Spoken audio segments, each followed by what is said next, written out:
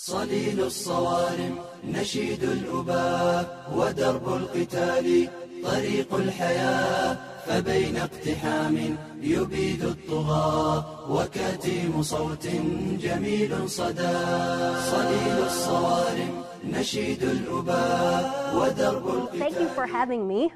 It's a pleasure to be here. My name's Bernhardt. The reason why I'm here is actually a very bizarre story. I am unwittingly somewhat famous in certain circles, infamous in others. I don't know if you remember, but on Sunday, April 3rd, Lindsey Graham appeared on Meet the Press and said that basically he wanted to start enforcing Sharia law in this country. He wanted to keep people from criticizing the Koran and Islam, and the spur behind that was, I think the Terry Jones thing had just recently happened, and Graham, in the context of Jones, was saying that he wanted to be able to do something to push back against Americans and be able to punish outside of the law Americans who criticized Islam and did things like burn the Koran.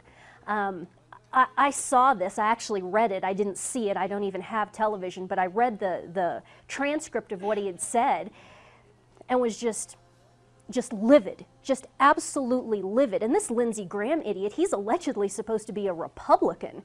And here's this lawyer, this military lawyer who's also a Republican senator getting on television and saying, we need to start cutting back people's First Amendment rights to criticize Islam.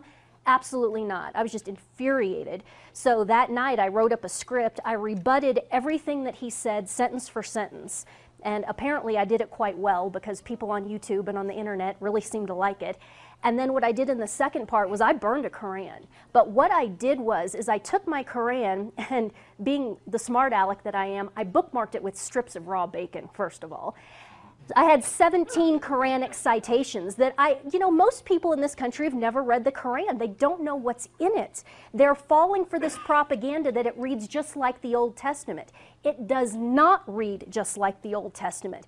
It's insane. It's the insane ramblings of a madman, and the concepts contained therein are satanic and evil to the core, and people out there have no idea what's in this book.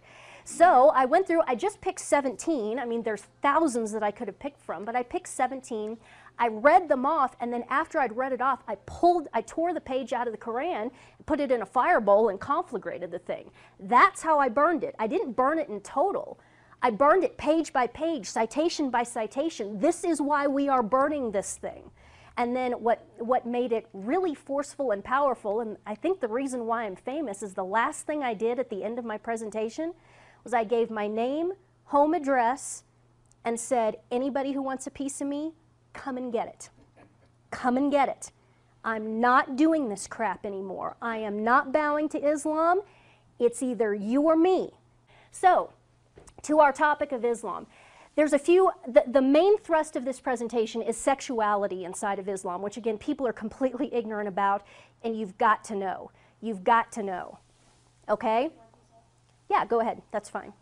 Okay, so here we are. But there's a few concepts I want to cover first, because when you're out and people are speaking, or you're at church and maybe your pastor's very wishy-washy about all of this stuff, you have to be able to rebut these things. And not only do you have to be able to rebut them, but you have to be willing to stand up and do it. Be not nice, ruffle some feathers, rattle some cages. Because if you just sit there silent, silence is complicity. You have to stand up and testify and witness.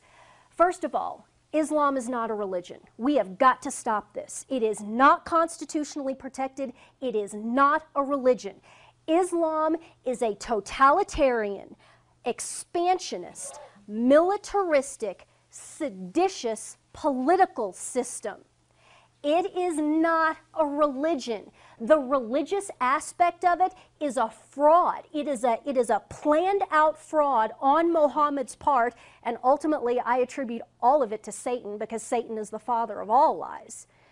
It was planned this way. It's a totalitarian political system masquerading as a religion. We have to call this, because if we don't call this out, they will defeat us with our own constitution. And that was the plan Satan had this plan going all the way back. He knew. He knew that this republic would exist. He knew that our Constitution would exist. He knew the First Amendment would exist. And he said, I'm going to destroy these people with their own rule book. So here is this totalitarian political system, and we're going to pretend it's a religion. It's a joke. It's not a religion. It's not the final, it's not associated with Judeo-Christianity. It is the ultimate bastardization and con on the Judeo-Christian milieu.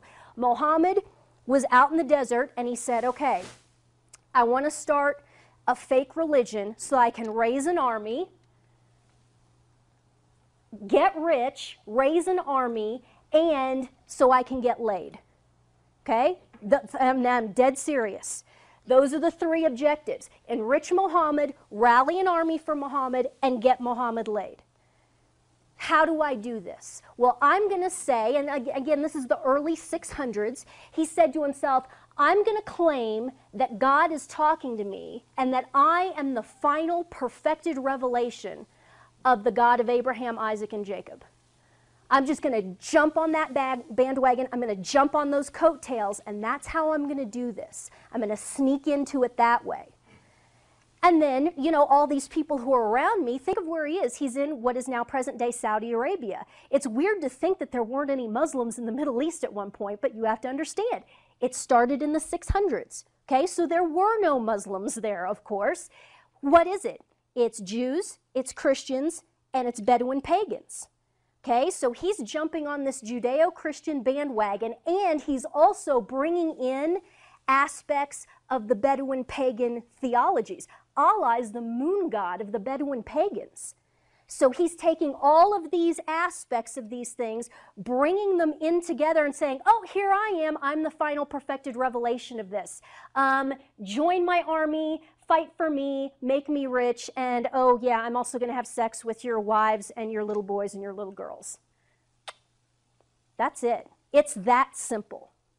And if you would read the Koran, you would see what an absolute joke it is. There's nothing theologically deep there. There is no hardcore Islamic scholarship because there's nothing there. It is the rantings of a madman. He was nuts. You never hear Muslims talking about their relationship with Allah. Allah is never referred to as a father. There's no relationship the way that we have a relationship, of course, with our Savior Jesus Christ, or even the way the Jews had a relationship with God the Father. There's nothing like that there.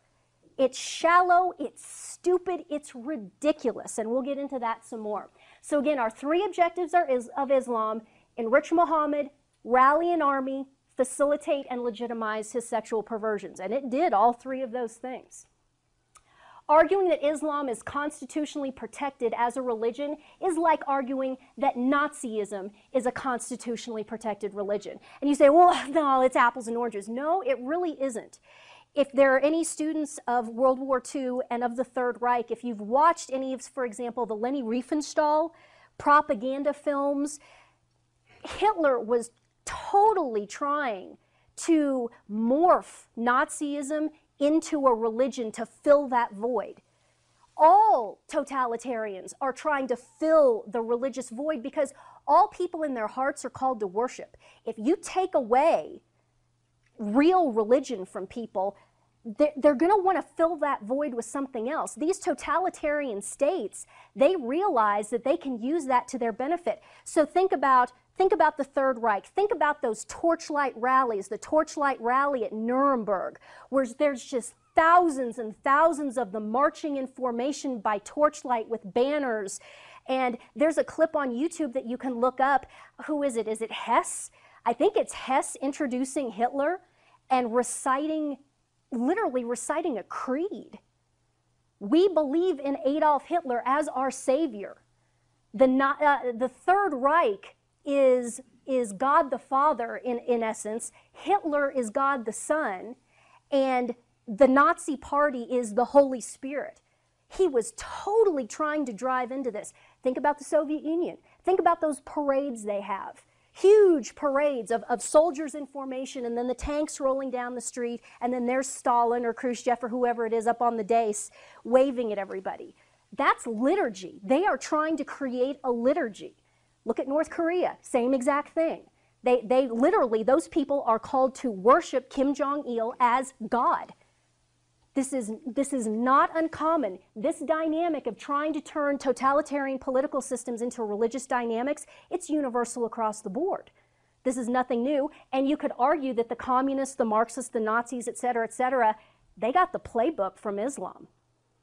Islam was first. Islam is the 600s, okay? This is constantly going on. So yeah, this is a very true statement. If you're arguing that Islam is constitutionally protected, that's like arguing that Nazism is constitutionally protected as a religion. Can you imagine? Can you imagine 1942 and having tribes of Nazis setting up meeting halls and us just letting them do it? Letting them organize, letting them set up basically de facto forts on our territory. And them saying, well, no, you can't do anything because we're a religion. We worship the Aryan God or something like that. And all of us in America sitting here going, oh, okay, that's fine. That is exactly what we are doing right now. Exactly. So you have to understand this, and you have to correct this in person or online. If you get on Lucienne or American Thinker or wherever you go, if you post, if you see people talking about Islam as a religion, you correct them. And it's getting better. People are now talking more and more and more about the fact that, hey, wait, this isn't a religion. But you've got to be out there, and we've got to be shaping this conversation and getting the truth out there. Because if we don't, we'll lose the propaganda war. All political cults co-opt liturgical rubrics in order to legitimize themselves and fulfill the human desire for worship. And as I said earlier, with our First Amendment, you've got a whole nother completely dangerous dynamic going there, where these people really are going to try to argue that they are protected by our government and our legal system. Can't let them do it. Islam is seditious against every nation and government on earth. Islam demands that all Muslims work to overthrow all nations, governments, and non-Sharia laws. Muslims should be thrown out of this country. They should be arrested and thrown out of this country because they are, by definition, engaging in sedition. Sharia law is sedition against the Constitution of the United States. They should all be deported. All of them. And the one moral qualm I have with that is the women and children. I mean, you know that they'd like to get out of it. What do? I don't know what the solution is, but we need to start talking about this and having this conversation. Again, reference World War II. Are you going to tolerate having Nazis, German Nazis, operating in the United States during World War II? Of course not. Why in the world would you tolerate this, much less facilitate it? I will also take it a step further. If the time comes when sanity is restored to this nation, these politicians who are facilitating this, who are facilitating the spread of Islam in this country, they need to be arrested. They need to be tried for treason and sedition, because that is what they are doing. It's treason. Yeah. All Muslims must be ejected from the United States military immediately. You do not have Nazis as officers or enlisted men or anything in the United States military during World War II. If there's even a question of anybody's loyalty, they're out. And yes, I'll bring it up. We took care of this problem with the Japanese too. There were issues of loyalty. We couldn't know. It could have been handled better, but we got after it. We are not going to let seditious traitors who subscribe to a totalitarian political system hell-bent on overthrowing our nation join our military. They are spies. They are spies, and they are murderers. And we just sit and let this happen. Having Muslims in our military is like having Nazis in our military during World War II. Keep making that point. Keep making that point. Make people understand this. Well, that's not nice. I don't give a crap if it's nice. They are trying to kill us all and destroy our country. Yes. Nice can go to hell because it's Satan's tool. Nice is Satan's tool. Man up. A couple of memes that Muslims use that you have to be able to understand and refute. Number one, Islam is peace. You hear that all the time, right? Oh, Islam is peace. Islam is peace. The peace referred to in this statement is the peace that will come after the entire world has been completely conquered by Islam and all infidels have been executed. Then there will be peace. That's what they're talking about, the fork-tongued SOBs. They're playing us. It's taqiyya, it's manipulation, it's lying. They're playing on our ignorance. And these fools out here hear this and, oh, Islam is peace. Yes, yes, yes. Oh, idiots. Idiots. 3 minutes worth of web surfing, you understand this. And these people out here can't even be bothered to do that.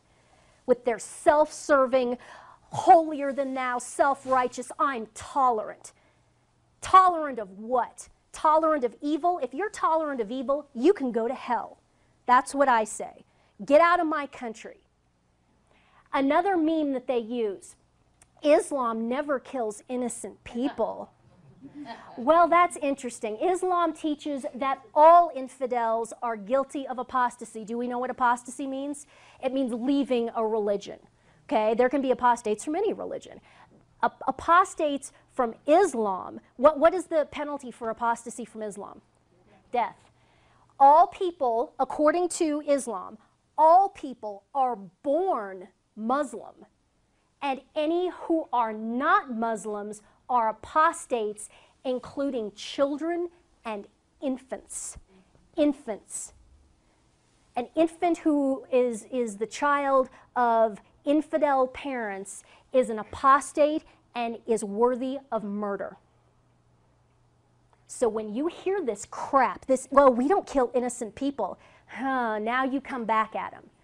Well, according to you, I'm guilty. And I always will be guilty until I get down on my knees and surrender to Islam. Well, it'll be a cold day in hell. You want to kill me? You're going to have to kill me. If you want the entire world overrun with Islam, you're going to have to come through me, because I will never, ever bow, ever, to anyone, as our prayer said. We will never bow to anyone except Jesus Christ, ever. Amen. Okay, now to the point at hand, Islamic sexuality. Guys, it is pure evil. There is nothing about sexuality in Islamic culture that is in any way good or redeeming at all. It is top to bottom, so completely inside out and thoroughly evil, there aren't even words to describe it. And you can see why their cultures are just so awful and why those people are so despairing and so suicidal, because this issue is just, there aren't even words to describe how bad it is. This is going to get graphic, but you have to see this. You have to understand this. Number one, in Islam, women are subhuman animals, deficient in intelligence, and damned to hell. Okay, we've got a problem here right off the bat. Okay, how are you going to have a loving marriage and a loving relationship if you consider one of the partners to be intrinsically evil, subhuman, and in some cases, sub-animal? They value cattle and livestock more than women, because cattle and livestock have, intrinsic monetary value. A woman is just considered to be nothing but a financial drain. Okay, and they teach their little boys this from the time they're teeny tiny. I've known people up in Canada that have adopted black Muslim children out of East Africa, little teeny tiny boys. They had to give them back, and this is a huge problem in Canada. They had to dump them on the social services agency in Canada because the father was literally terrified that those boys were going to kill his wife. Little 4- and 5-year-old boys taught to hate women with such a viciousness that that grown men literally feared a 4- or 5-year-old boy killing his wife. And this, like I said, this is very common up in Canada. Down here in the U.S., kind of the fad in adoption is China, right? You see a lot of people adopting Chinese children. Up in Canada, they're adopting out of the Horn of Africa, which is Muslim. Terrible problems with this, just terrible. It's awful. Deficient in intelligence and damned to hell. I mean, that speaks for itself. So you've got the foundation of massive sexual disorder just laid right there. Koran verse 223, you might want to jot these down. You can look all this up online. Women are your fields. Go then into your fields whence you please. Really? That's what you think of your wife, huh? Just a field to be plowed. And we all know that imagery. I don't think so. Here's Koran 282. You probably can't see this. I'll read it for you. Once Allah's apostle said to a group of women, "Give alms, as I have seen that the majority of the dwellers of hellfire were you women. I have not seen anyone more deficient in intelligence and religion than you, women. A cautious, sensible man could be led astray by some of you." The women asked, "O Allah's apostle, what is deficient in our intelligence and religion?" He said, "Is not the evidence of 2 women equal to the witness of 1 man?" We've heard that before. They applied in the affirmative. He said, "This is the deficiency in your intelligence. Isn't it true that a woman can neither pray nor fast during her menses?" Her menstrual cycle. This is from Hadith Bukhari 3011 with the citation out of the Koran, Surah 2, 282. Do you all know the difference between the Koran, the surahs, and the hadiths? Okay, the surahs, allegedly, Muhammad dictated it directly from Allah. So they claim it's the most perfect scripture ever because it was given directly to Muhammad by Allah, the non-existent pagan Bedouin moon god. Right. So that would be, the surahs in Islam would have the weight of the Gospels in Christianity, okay? A little bit higher directly from Muhammad, etc. The hadiths are third-person accounts of Muhammad's life. So they would be, if you wanted to draw an analogy, it would be like the epistles in the New Testament, the letters, okay? So that's the difference, but this is one of these hadith anecdotes about Muhammad and quoting Muhammad, but it's considered holy, sacred scripture to them. So this isn't off left field, this is part of the deal. This would just be like something out of a letter, 2 Thessalonians or something like that. Now, of course, we know there's absolutely no comparison because the Bible is divinely inspired, written by men, but divinely inspired. This is crap. This is just evil crap. But I'm trying to make you understand the arguments that they would make, saying, oh, it's like the Bible. Okay? So, again, we've got this thing that women are deficient in morality, intelligence, religion. Men should avoid women because they can be led astray. Really? Really? This is the perfected revelation of Jesus Christ? That's what they claim. The same Jesus Christ who went to Mary Magdalene, who was probably a prostitute, at the very least she was an adulteress, and saved her from stoning. Go forth and sin no more. The same Jesus Christ who first revealed himself as the Messiah outside of Mary and Joseph to the woman at the well. It's the first person he told, the woman at the well, who was probably also either an adulteress or a prostitute because she was drawing water at noon. And that's who drew water at noon in the heat of the day, was the women of ill repute. That's the first person he told. Really? This crap is the perfected revelation of that? This is imbecilic. So all those evangelical churches who are thinking that they need to open their doors to Islam and be tolerant of all this, you fools, you are spitting all over Christ. You are spitting on Christ if you do that. How dare you? The least you can do is read this crap and know what you're saying. for heaven's sake. Whew. Oh, infertility in Afghanistan. This is an anecdote. And this is easily, you can easily Google this and find this on the internet. Over in Afghanistan, we've got the military over there. We have a lot of military physicians over there. They're helping the people of Afghanistan, doing a lot of treatment and so forth. And of course, when the Afghanis get sick, who do they want to see? They want to come see the American doctors, right? Well, not long after we get in over there, in a certain camp, you start getting a bunch of men bringing their wives in, complaining, our wives aren't getting pregnant, our wives aren't getting pregnant. See what's wrong with her. There's something wrong with her, see what's wrong with her. So the doctors are actually quite interested in this because a lack of fertility can be indicative of biological or chemical warfare. So if they're hearing reports of mass infertility, these military doctors, they want to investigate this because this could be a very big deal. So they're running all kinds of tests and doing this, that, and the other, and they can't find a thing. These women all appear normal to them.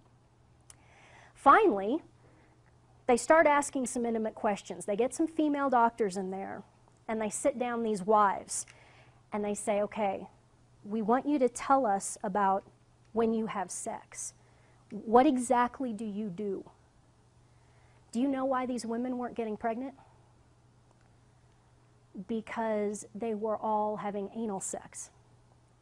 The husbands had no idea how to even have sex with their wives. Why were the men having anal sex with their wives? Because they had been anally raped themselves as children. They had no idea.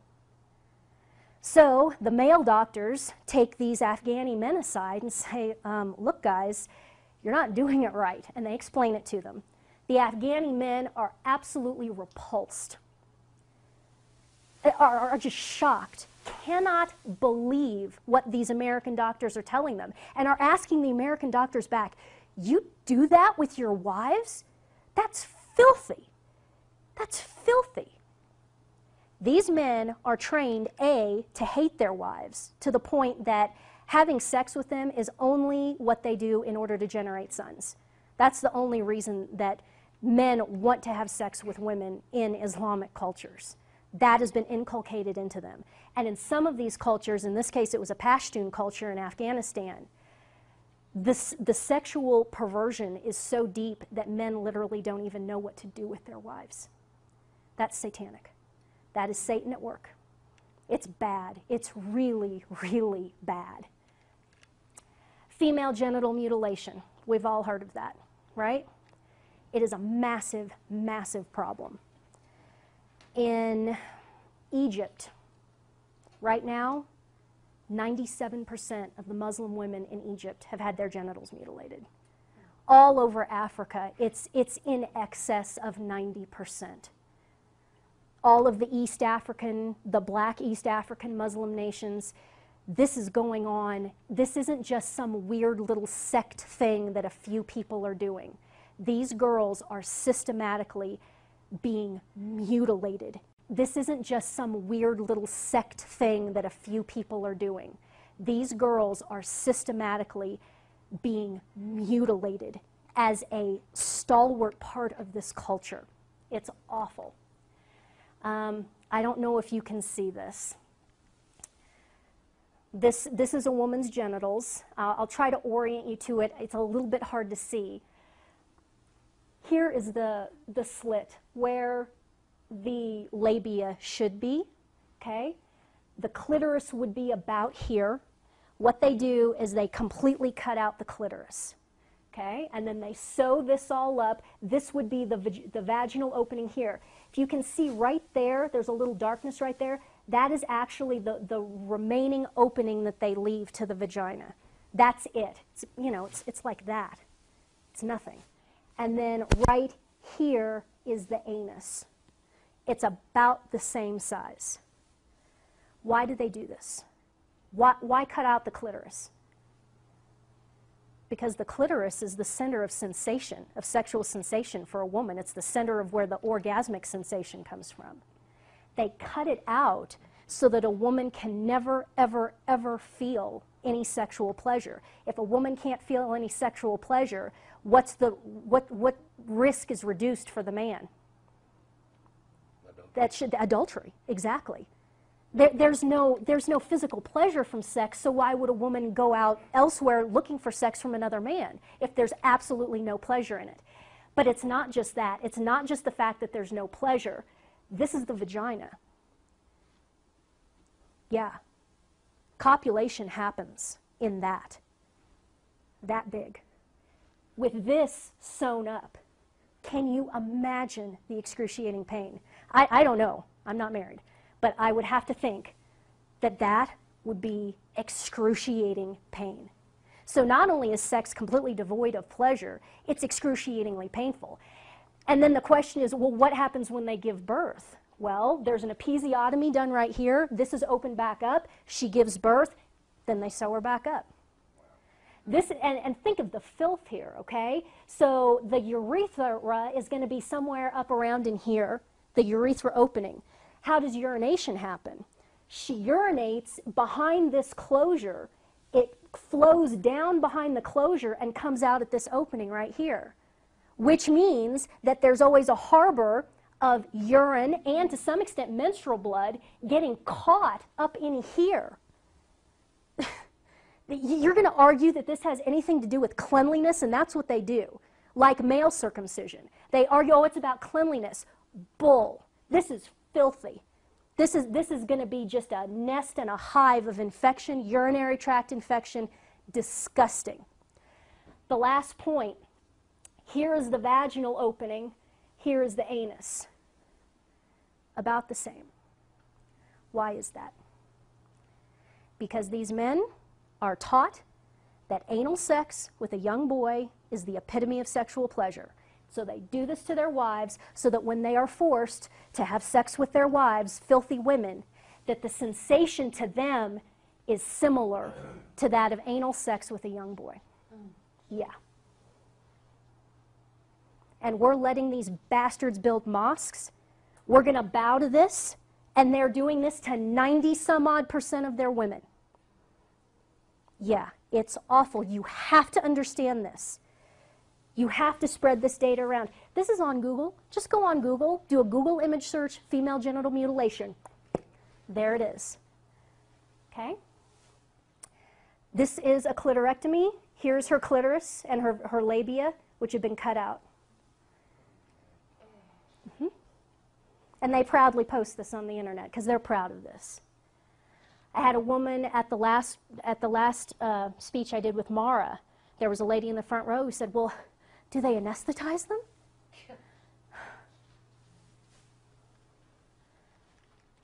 Does she look like she's being anesthetized? There he is. She's being held down with her legs splayed open, and he's got a razor blade, and he's doing it to her. Do you think she's been anesthetized? Hell no. That would take all the fun out of it, wouldn't it? Sons of bitches. This is an Indonesian child. How old? It's done anywhere from infancy to age 15. Most of it is done between the ages of, they say most of it's done between the ages of 7 and 11 because they really want it to hurt and they want them to remember it. Fight this with every fiber of your being. There will be no surrender. It's them or us. It's them or us. And here is this lady, she looks to be a teenager, again, being held down, screaming in agony. You can only imagine. Evil. It's evil. There's no other word. There is no compromise, nothing. It is evil. Islamic hatred of women has led to rampant homosexuality. You talk to MPs that have served any time over in the Mideast, anywhere in any Islamic country or culture, be it Arab or African or further east, they say the same thing. Number one challenge in setting up detention camps is keeping those guys off of each other. Absolutely. They are all over each other. Homosexuality is rampant in the Muslim culture. And we'll talk about later why nobody discusses this. Islam teaches by fatwa that only a submissive homosexual sins. Do you understand what I mean when I say submissive?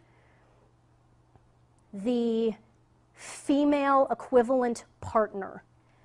The dominant inserting partner is considered not to be homosexual and not committing a sin.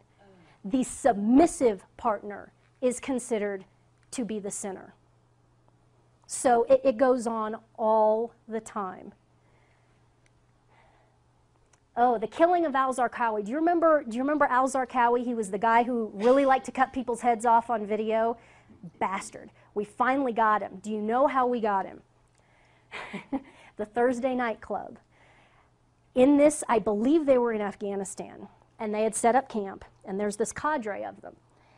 And, you know, they all hate women, and they all love men. So what they did is they had this Thursday Night Club, and they would take turns dressing up in drag, and they would have male orgies every Thursday night like clockwork.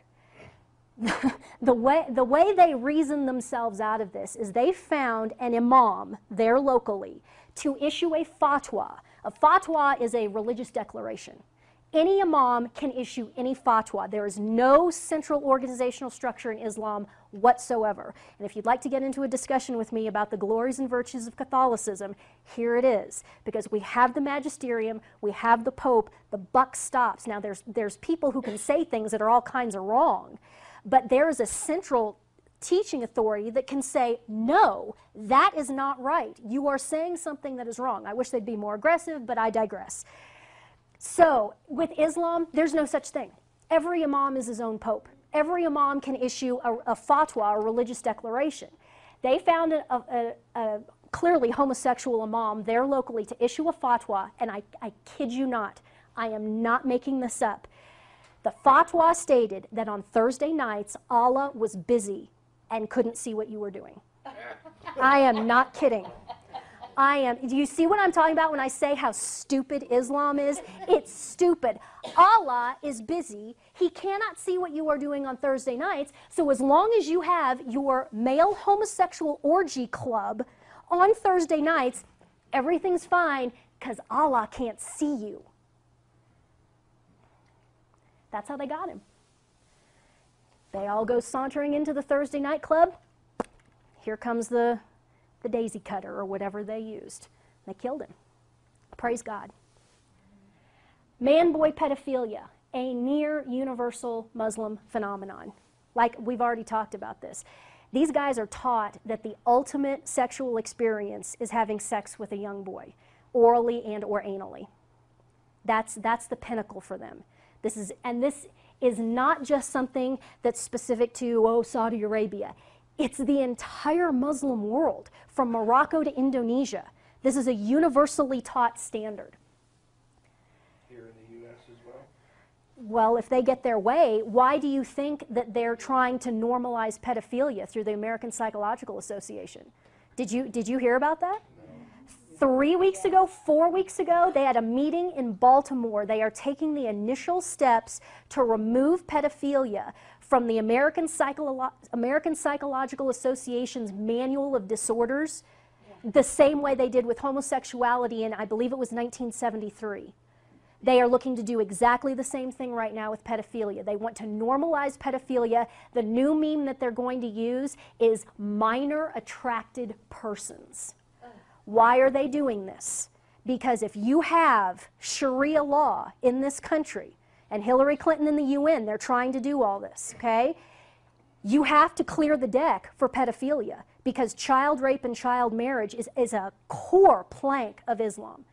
They're trying to clear the deck from it, and they're a bunch of Marxist bastards too. And they just want to destroy any notion of morality that they possibly can. So when people said, look, if we let this homosexuality thing get into our culture, Katie barred the door, man, they weren't kidding. Here we are.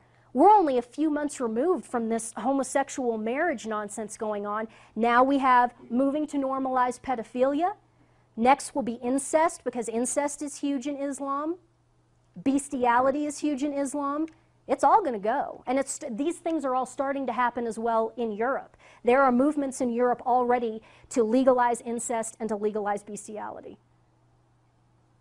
You fight or you die. That's your choice. Buy more ammo. That's right. Long guns and ammo. We've all seen this classic image of this perverted imam kissing this boy on the mouth. Yeah, this is normal. These madrasas, these schools that these boys go to, they're just sex shops. These imams and these teachers come into these madrasas, and it's just free reign over these boys.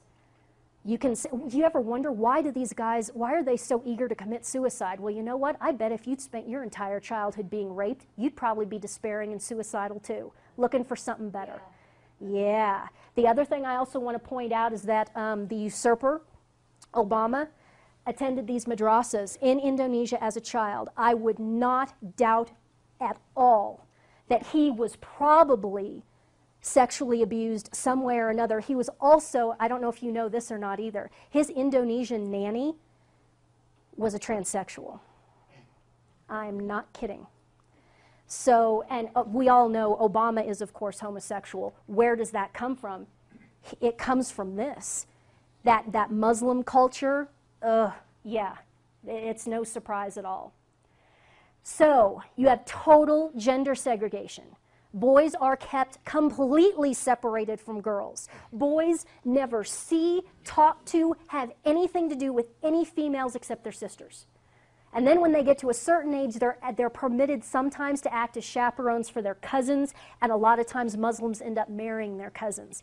But in childhood, there's total gender segregation. Okay, so you've got what? A 12, 13, 14-year-old boy. Puberty is kicking in. The sex hormones are starting to kick in. The sex drive is starting to kick in. There's absolutely no outlet anywhere for any of this. There's no healthy interaction with girls. What do? The older boys turn to the younger boys. And so this culture of abuse is just everywhere. We've already talked about the madrasas, the bachabazi. Have you ever heard of bachabazi in Afghanistan? It's an auction. They dress up little boys, 9, 10, 11, 12, 13-year-old boys. They dress them up in drag. They put them in makeup, women's dancing clothes, like kind of belly dancing clothes. And then they have basically what amounts to an auction, like a livestock auction. That's exactly what it looks like. There is a ring. These men are all sitting around this ring, and one at a time, they run these terrified little boys into this ring, dressed up in drag, force them to dance like women, and those bastard men sit there and bid on them. And whoever wins the bid takes that boy home and rapes him. It's called bachabazi. There's been, actually on PBS, Frontline did an exhaustive expose of bachabazi a few years ago. It's available online. Watch it. Only watch it once, but watch it. It is awful. You just want to grab those boys and kiss them and hug them and get them the hell out of there. Because you know what's coming, and you know what it's doing to their souls. Do we love these people? How about we save them from this evil? Quranic celebration of pedophilia. If you watch my videos, I read 3 citations about sex with boys and 1 about sex with girls. It's in the Koran. Well, that crap's in the Bible too. Oh, hell no, it isn't. I've read the Bible cover to cover 4 times, every word, including the census books and the genealogy books. Every word. There is nothing in the Bible about having sex with children. That's just so evil. It doesn't even have to be mentioned. It goes without saying you don't have sex with children. But it's all over the Quran and the Hadiths. The Quran boy sex citations are 52:24, 56:17, and 76:19. Sex with female children is 65:4 in the Quran. And we all know, we've probably all heard about the fact that Muhammad married Aisha. He married her at age 6, but it's okay because he didn't vaginally penetrate her until she was 9. First of all, as if having sex with a 9-year-old girl is in any way acceptable. But don't be fooled by this. Do you think he was having sex with her when she was 6? Yes. What that is it's called thighing. And And since we're all grown-ups, what is thighing? It is a man using the thighs of a little boy or a little girl as the point of friction for masturbation. Dry humping would be another way to term it. But technically, they call it thighing. And Muslim men frequently use infants and toddlers for thighing. Yes. Here's my word to all of the men, both here and who might be watching on YouTube. You are a man. You are a man. You are a man. Can any psychologically normal man maintain an erection in the presence of a child? Shouldn't be able to. We all kind of think back to the anecdotes of mommy and daddy. You know, everybody's turned in for the night and mommy and daddy are in bed and maybe there's going to be some special mommy-daddy time. And in walks in little 3-year-old, oh, I want to drink a milk or whatever, you know. And daddy just kind of, yeah. No psychologically normal man should be able to maintain an erection in the presence of a child. Not only are these men having erections in the presence of a child, they are holding children. They are holding children, babies, in their arms.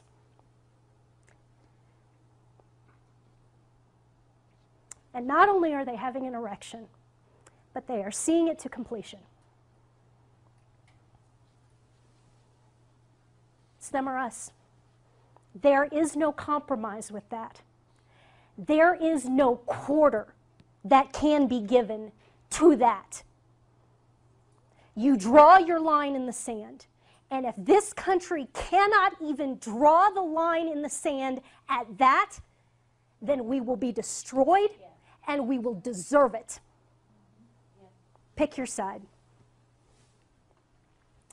Dr. Salih bin Fawzan, member of the highest Saudi Muslim Council, just recently, I think this year, issued a fatwa declaring no minimum age for females to marry and allows husbands to vaginally penetrate as soon as the husband thinks the child can bear his weight.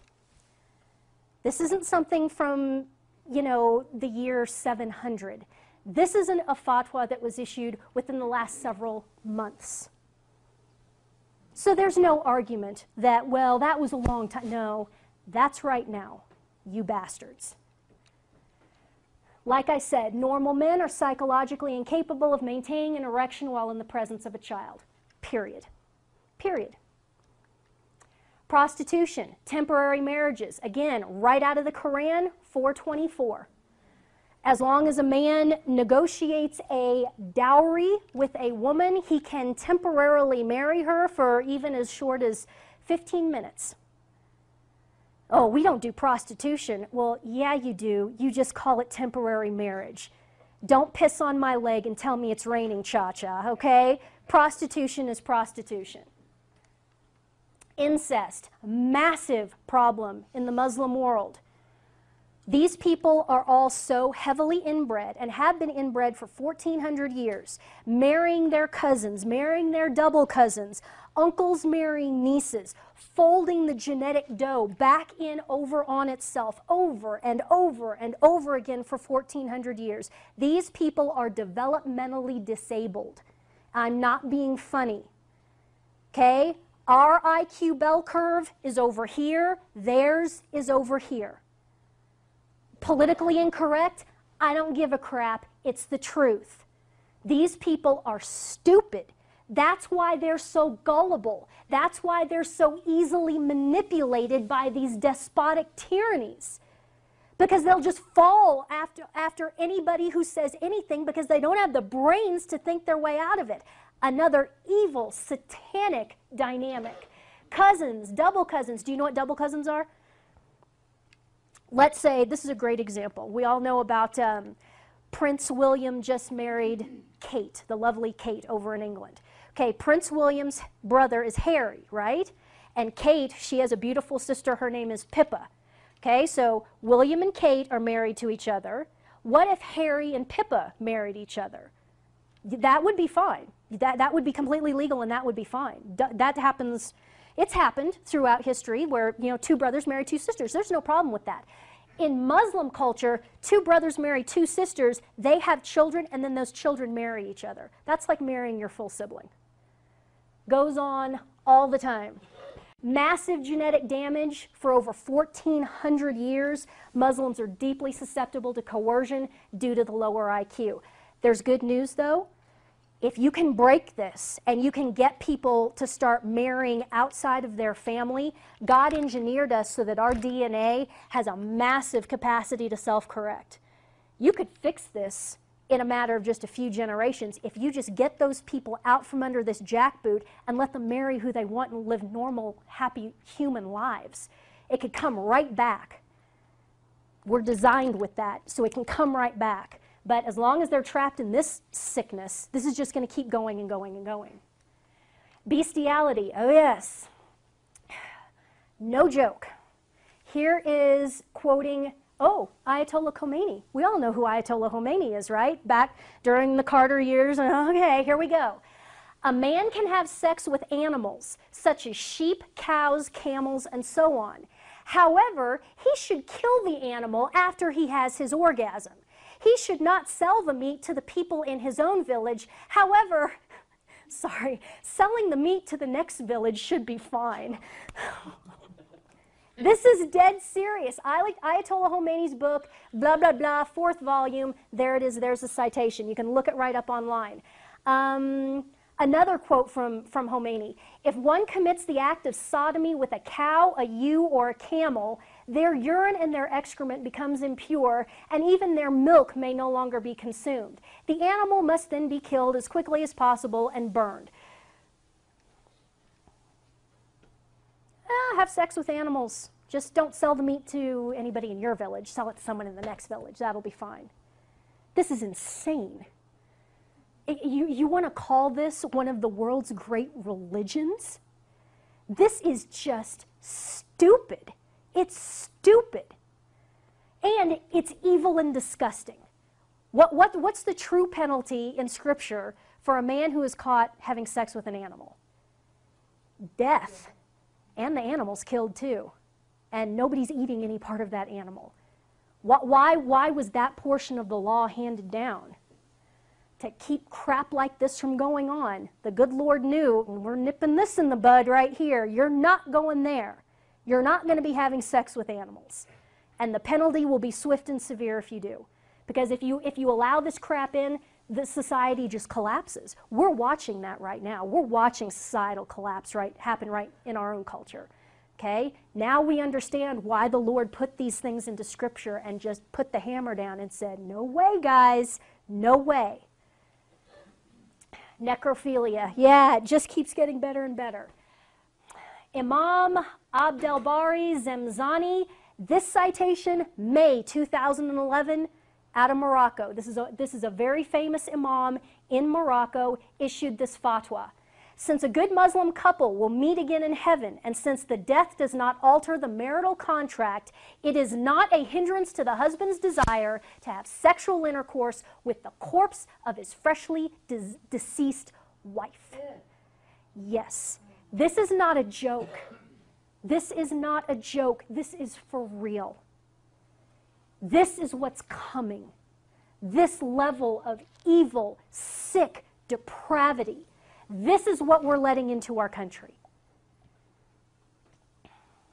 Finally, the last slide. Why won't mainstream culture, why won't the left, why won't the liberals call out Muslim sexual perversion? Why do most people have no idea that most Muslim men engage in homosexual sex? Why do we have no idea that most men in Islamic cultures engage in pedophilia? That there's this massive problem. Why won't the left talk about this? It's very simple. If you look at Afghanistan and you have a culture wherein well in excess of 50% of the men are engaging in either man-man or man-boy sex, what does that tell you about sexual orientation? It's psychological. It's psychologically conditioned. It is inculcated. What does the homosexual lobby in this country want you to believe? that it's genetic. I was born this way. It's in my DNA. If you look at the Islamic world is proof, it's objective proof staring you in the face that not only is sexual orientation not genetic, it is a cultural phenomenon. You have pockets, like I said, in Afghanistan, where in the male population, it's far, far in excess of 50% and next to zero in the female population. It is a psychologically conditioned orientation. And the homosexual leftist lobby in this country doesn't want you to know that. Their entire platform is hanging on it being genetic. It is not genetic. It's not, I was made that way. It is a psychological condition. It's tragic. It is a cross that these people have to bear, and as Christians, we are called to help them carry their cross in celibacy and chastity. I'll help you. I understand you have this problem. Maybe you were abused as a child. Maybe your father was evil and brutal to you when you were a little boy, and it pushed you psychologically in the wrong direction. There's all kinds of scenarios that you can work through that explain how this comes to be. I'm a Christian, I'll help you. I'll be your friend. I'll be there for you. If you fall, I'll help you get back up. We'll get you back, and we're going to get you to heaven. We're going to beat this. And you know what? You can help me carry my crosses too. I need your help too. I pray for you. You pray for me. I'm there for you. You're there for me. That is the Christian response.